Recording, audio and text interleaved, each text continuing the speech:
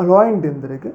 రీసెంట్గా తెలంగాణ సీఎం రేవంత్ రెడ్డి అమరావతిని ఉద్దేశించి చేసిన వ్యాఖ్యలు అనేవి టీడీపీ కార్యకర్తలకు అలాగే ప్రస్తుతం ప్రభుత్వం నడుపుతున్న పెద్దలకు ఒక రకంగా ఇబ్బందికరంగా మారినాయి అన్నమాట.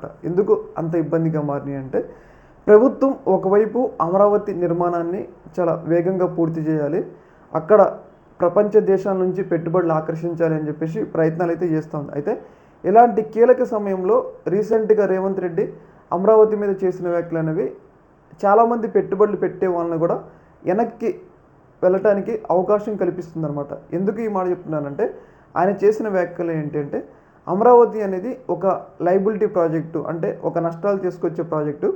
దాంతో పోల్చుకుంటే హైదరాబాద్ అనేది ఒక అసెట్. మీకు లాభాలు కావాలంటే హైదరాబాద్లో పెట్టుబడులు పెట్టండి, నష్టాలు కావాలంటే అమరావతిలో పెట్టుబడులు పెట్టండి అనే విధంగా మాట్లాడటం జరిగింది. అలాగే ఆయన ఇంకొక మాట కూడా మాట్లాడటం జరిగింది, అమరావతి క్లైమేట్ గురించి. మనం చూసుకున్నట్లయితే గత కొన్ని రోజులుగా అమరావతి వర్షంలో మునిగిపోయిందని చెప్పేసి సోషల్ మీడియాలో చాలా పెద్ద ఎత్తున విన్నాం.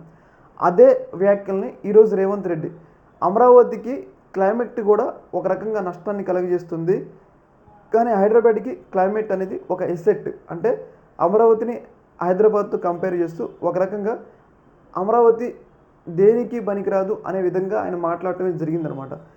దీన్ని పెద్ద ఎత్తున వైసీపీ వాళ్ళు చాలా పెద్ద ఎత్తున ప్రచారం అయితే చేస్తున్నారు. చూశారు కదా, సాక్షాత్తు చంద్రబాబు నాయుడు శిష్యుడు రేవంత్ రెడ్డి అమరావతి మీద ఈ వ్యాఖ్యలు చేశాడంటే, ఇంకా అమరావతిలో ఎవరు పెట్టుబడులు పెట్టడానికి వస్తారు అనే విధంగా అయితే ఈ వ్యాఖ్యల్ని టీడీపీకి ప్రభుత్వానికి వ్యతిరేకంగా వైసీపీ అయితే మలుచుతూ ఉంది. ఏదేమైనా కానీ రేవంత్ రెడ్డి మనోడు అనుకుంటే ఒక రకంగా చంద్రబాబు నాయుడికే షాక్ ఇచ్చారు ఈ వ్యాఖ్యల ద్వారా అని చెప్పేసి మనకైతే క్లియర్గా అర్థమవుతుంది అనమాట. ఈ యొక్క అంశంలో మీ యొక్క అభిప్రాయాన్ని కింద కామెంట్లో తెలియజేయండి.